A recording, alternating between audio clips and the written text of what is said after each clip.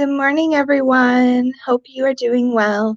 Today I'm going to go through the last section the second section of chapter 11. So it's entitled A New Worldview Emerges. And so, of course, that starts on page 246 in your textbook. So what I'm going to do is I'm going to just go over a couple key points from last time, and then we're going to talk about a couple little things. And then I'm also going to talk a little bit about your changes in worldview assignment, okay? So everyone, just a second.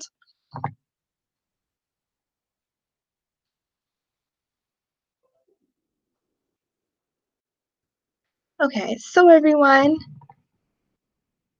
as we discussed last time, okay, I'm gonna make it full screen.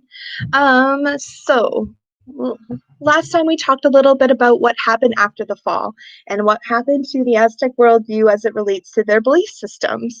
So if you remember back to chapter 7 and 8, of course, prior to this, the Aztecs, of course, believed in their gods, okay? So they believed in their gods and they believed in human sacrifice. This can be seen in, let's see, just a second. Okay, so you can see from this slide. So they believed in their Aztec gods. Gods controlled every aspect of their world, looked to gods for signs on how to live. Human sacrifice had deeply religious significance, strongest expression of devotion to the gods. Aztecs believed if they didn't receive blood, the world would end. Many of the sacrificial victims came from war. And then the location of Tenochtitlan was specially assigned to them by the gods. So these are some of their beliefs, okay? And so if we go back, after the Spanish had defeated the Aztecs, you can see that they kind of felt abandoned by their gods. And at the same time, Cortes, of course, because he was motivated by his Spanish worldview, he believed in Catholicism. He believed that he was sent to this new place to save people's souls, to convert them to Christianity. And so Catholic missionaries from the Franciscan order, they came to Mexico City to convert the Aztec people and educate the children. And they also had all of the Aztec temples destroyed. So you can see what happened before. These were the Aztec beliefs before. And then you can see how they changed. So they had their Aztec gods, they had their human sacrifice, they believed in they had all their temples that they had built to worship their gods as a devotion to their gods. And then basically after the Spanish took over, they were forced to convert to Christianity or Catholicism, okay? So that's the main part when it relates to beliefs, okay? And so then we're going to talk about the economy, okay? So I'm going to go back. So if I look at over here, looking at the economy, so if you remember back to chapter 7 and 8, the Aztecs, they mainly expanded their economy or gained goods or money through trade or through war. And so they formed trading alliances with people around them. They traded with their neighbors to get the goods that they needed, tropical fruits, feathers, gold, silver.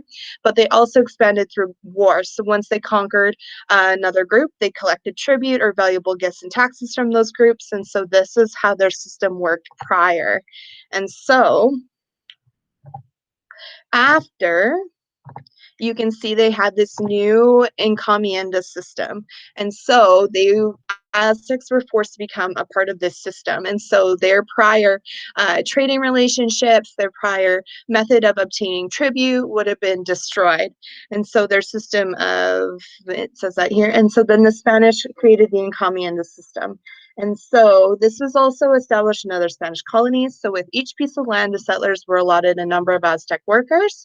So basically the government or the crown owned all of the land. And so they separated it into these little pieces. And then they gave a piece of land to each of the Spanish settlers or the Spanish conquistadors, and then allotted a number of Aztec workers to each of these pieces of land. And so the Aztec workers would have been responsible for farming the land, growing the crops, working the land. And so, of course, producing the goods that the Spanish needed. And so the Spanish didn't pay the workers, but they were supposed to treat them well. And so, and they were also, of course, educated in the Christian religion. And so you can see the system here. So we have the Spanish crown, and so you can see this is kind of a picture of their society. And so I'm going to go back to the other one for a minute. And so you can see the society structure of the Aztecs before. So we have the emperor, who is the leader, and who's the commander of the army, head of the state. And then we have the nobles, the priests, the merchants, the farmers, the artisans. You can see the structure before, and then you can see what happens after, okay?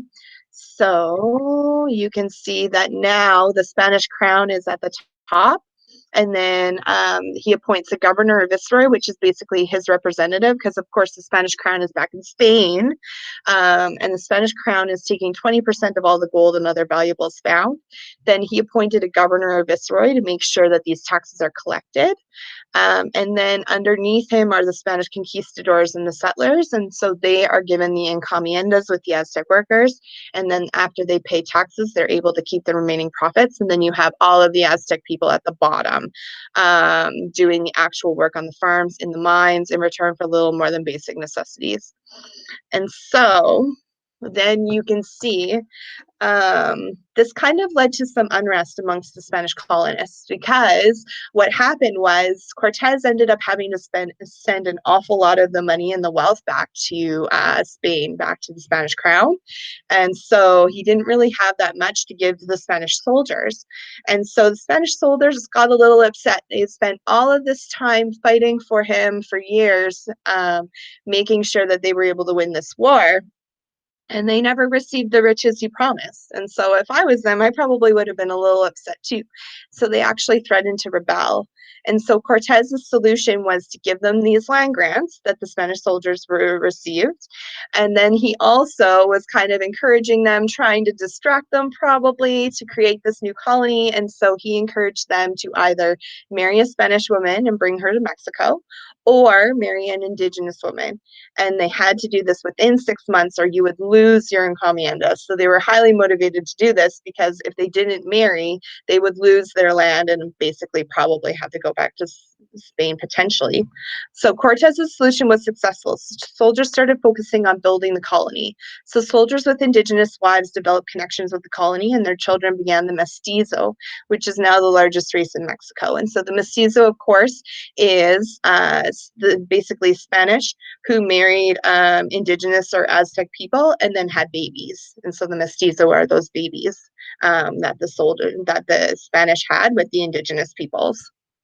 And so then, even though Cortes was so successful, King Carlos appointed Don Antonio de Mendoza as the first viceroy, royal representative of Spain and Mexico. We actually have someone like this. Our governor general is actually our royal representative of the Queen in England, because we still have kind of, I guess, they're more symbolic ties to England. And so we have our governor general, who's kind of like this viceroy.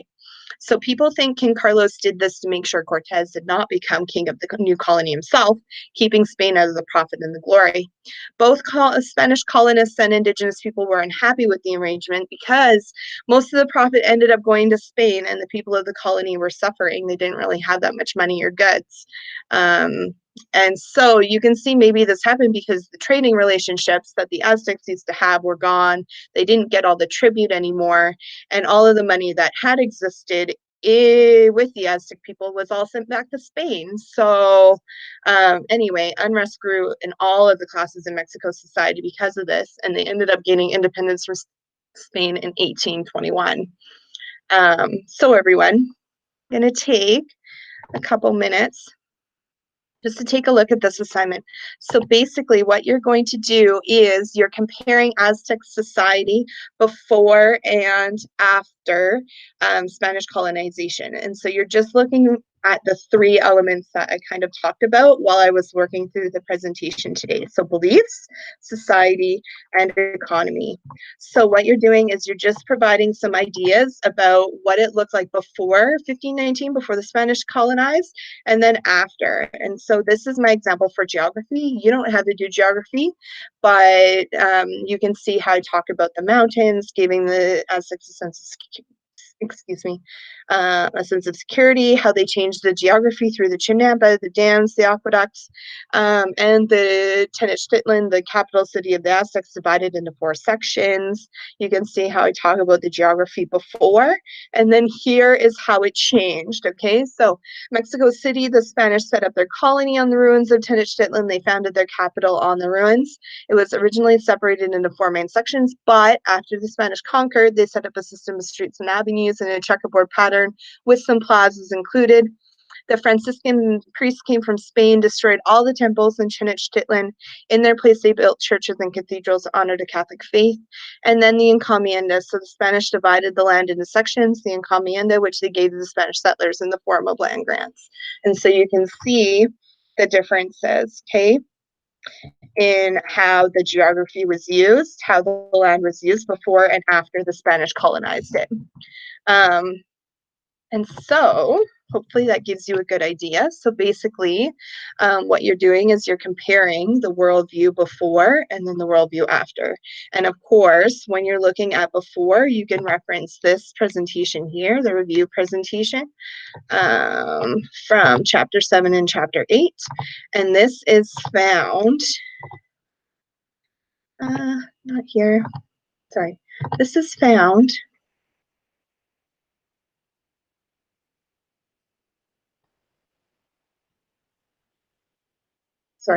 and then this is found under classwork. If you go under the changes in worldview, and then you look at the assignment, view the assignment, and then you look at the instructions. You can see that this review presentation is right here. And then all of the slides that I went through today are right here. And then your sample presentation that you need to fill in is this one here, okay? So everyone, please let me know if you have any questions. Thank you so much for your time. We'll see you later. Okay, bye.